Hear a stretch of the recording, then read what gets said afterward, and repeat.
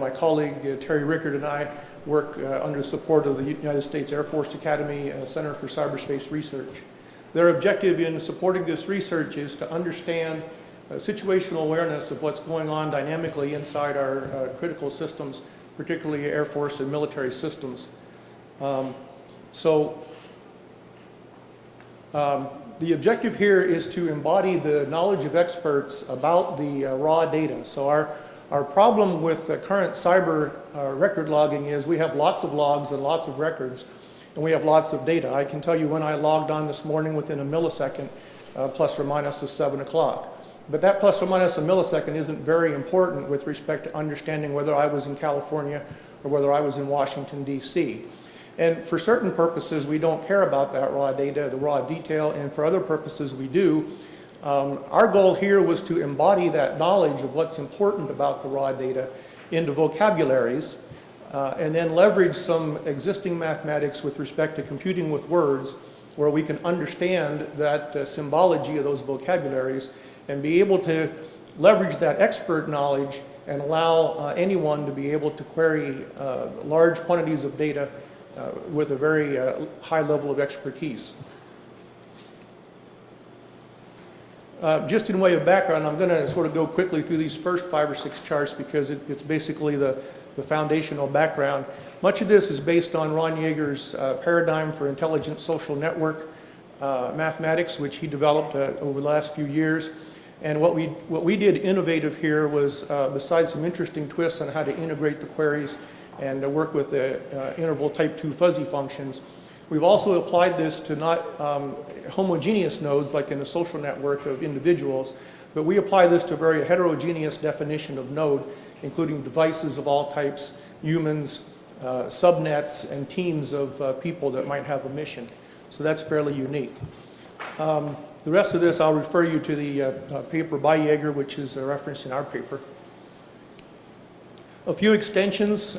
We have this relationship vector, which allows us to describe a relationship between 2 objects, say in this case X and Z, and there may be a Y in the middle, and we have allowed for, in all cases, up to K levels. And so this becomes very important in a network because the naive person looking for a relationship between a person and another person, or a person in an email account, or a person in a device, will typically look for the direct relationships, but have difficulty understanding how the secondary and higher order relationships apply.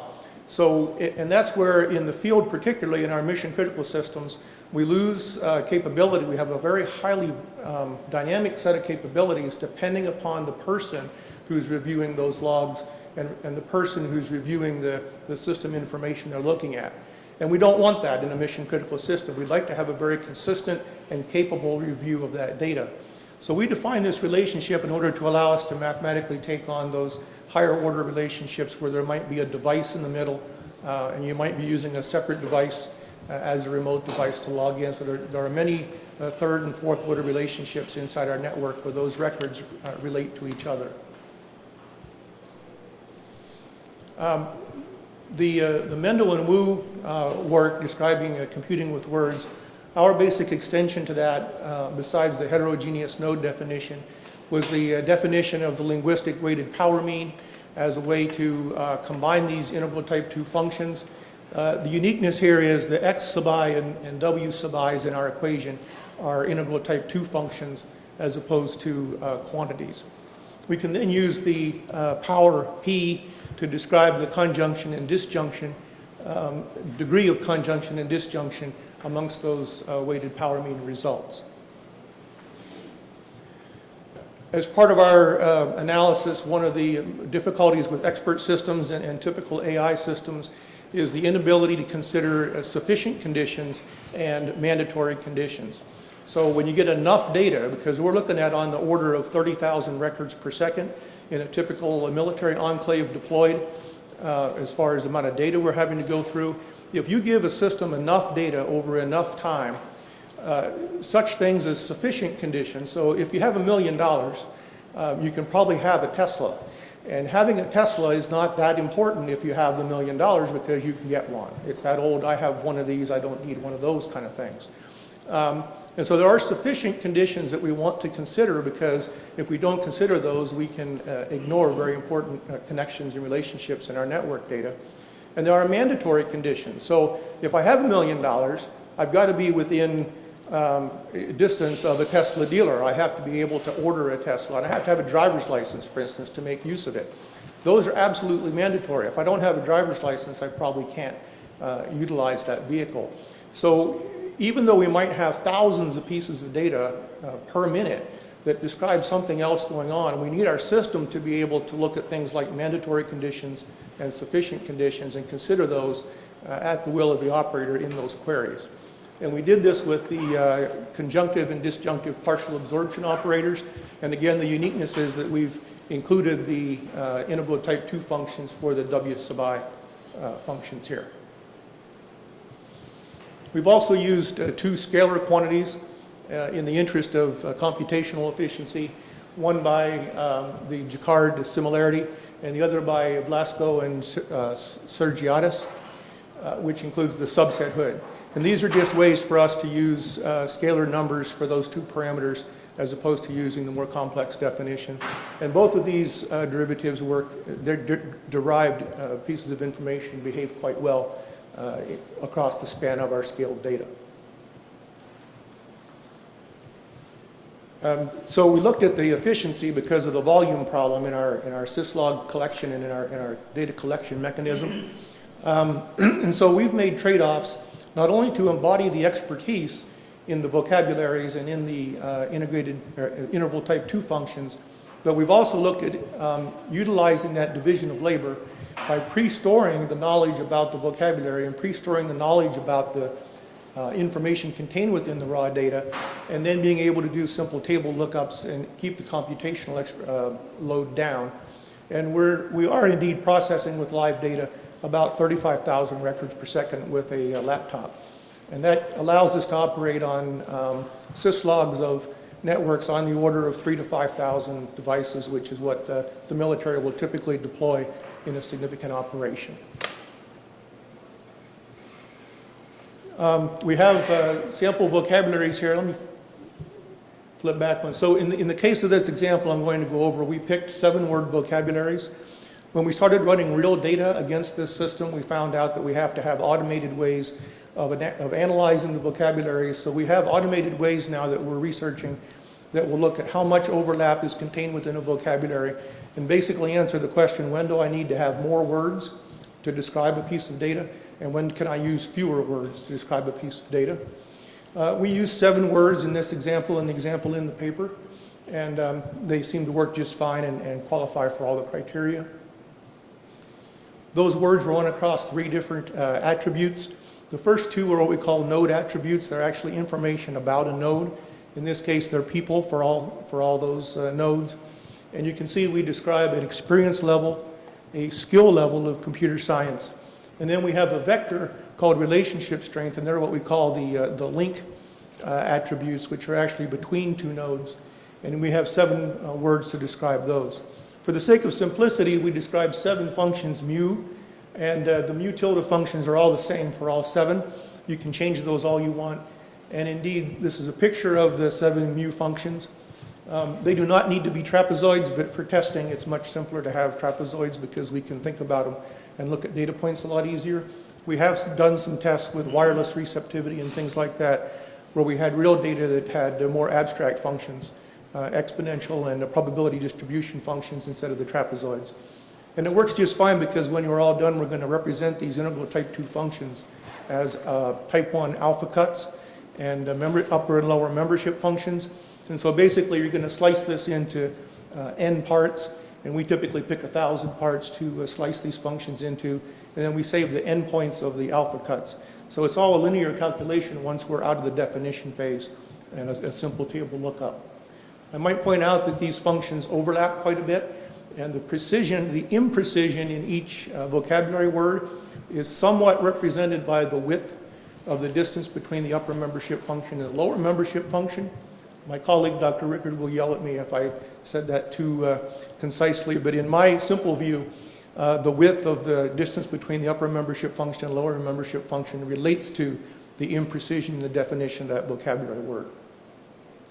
I also might point out that these vocabulary words cover the entire set of data scaled from 0 to 1 across the gambit. This is the example of how those individuals in our little test network of 6 people come out within those vocabulary words.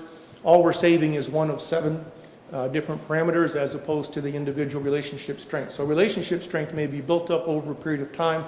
A very strong relationship strength may represent a range of, say, 50 to 100 emails between 2 people, say somewhere between 100 or more text messages between 2 people. And I don't need to know all that. I just want to know whether it's a strong relationship or a weak relationship. And I want somebody else to sit and understand the data, understand the scale of the data, and understand how that word that I picked, strong, relates to the raw data that's coming through my system at 30,000 records per second.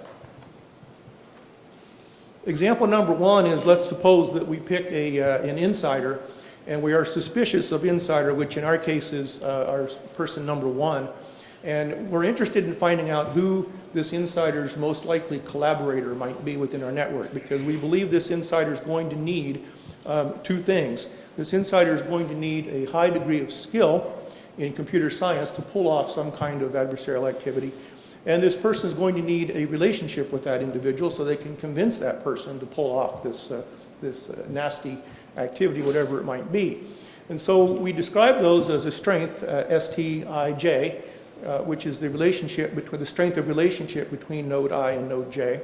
And we describe those as a high computer science skill HC of node J. And then we use the subset hood calculation to come up with the results. And we find on the bottom on the left is the result if we only consider direct relationship between user number 1 and all the other people, in this case just 5 other people in the network. And then on the right we find the relationship between node 1 or person 1 and the other 5 if we allow up to 2. And we'll typically run, as I said, run up to k, so we'll run all possible sizes of k. There's very little difference here. It's obvious that the person who's likely to collaborate with our insider is person number 5. It's the 5th one, 0.975. And person number 3 is a distant second, and nobody else plays. So if that's all the person's looking for is someone who has high computer science skills and is connected to person number 1, that's the only person they would find very clearly person number 5. Let's complicate the situation a little more. And we'll say that we want the high computer science skills to be absolutely mandatory.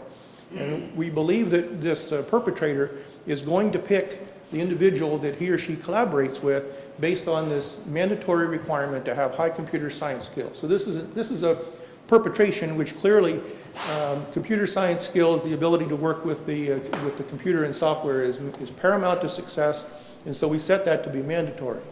And you can see the individual parameters that we set on the partial absorption operators in the center. The results on the bottom are that, while person 5 is still very capable, if it's mandatory, we see that person 3 becomes a much more viable, much more reasonable candidate. And this is where a novice out at a forward operating base or out at a forward enclave may not be considering this level of interaction with, between all the different people in the network. And certainly our security officers and administrative officers don't know the people in the network very well, so it'd be very difficult for them to add some credibility to person number 3. And now we'll make it even more complicated, and we'll say that we understand that this insider leader is pretty savvy and understands the situation a little bit more and does not want someone who's very well connected to everyone else in the network. And so he's smart enough to know the people in the network to pick someone who's not very well connected, right? This is the person who sits in their office more, doesn't eat lunch with the entire department on a regular basis, doesn't have an interaction with a whole bunch of other people, and they would be more important to this adversary to collaborate with than the person who's very well connected. And you can see here in the middle when we add the requirement for, we look at the centrality measure and add that into the system, that while person 5 is still a very good candidate, person 3 becomes a very viable candidate because they're less connected. So if you look at the CS2 function, person 5 is very well connected, at least 2 degrees of freedom away from everybody else in the network, where person 3 is not that well connected. And so now we have a heightened level of suspicion on person 3, where the novice person reviewing these syslogs might only look at person 5 based on their personnel file or based on some other piece of evidence. Bottom line is the system is being tested right now on some very high volume data. We're looking at some very carefully crafted queries, trying to understand whether we can get the expertise embodied in the vocabularies to be then used by people who are not necessarily fully aware of all the spread and all the information contained within the raw data, but just be able to put some of the vocabulary contained information in those queries and be able to pull out significant pieces of information from those high volume records. Thank you.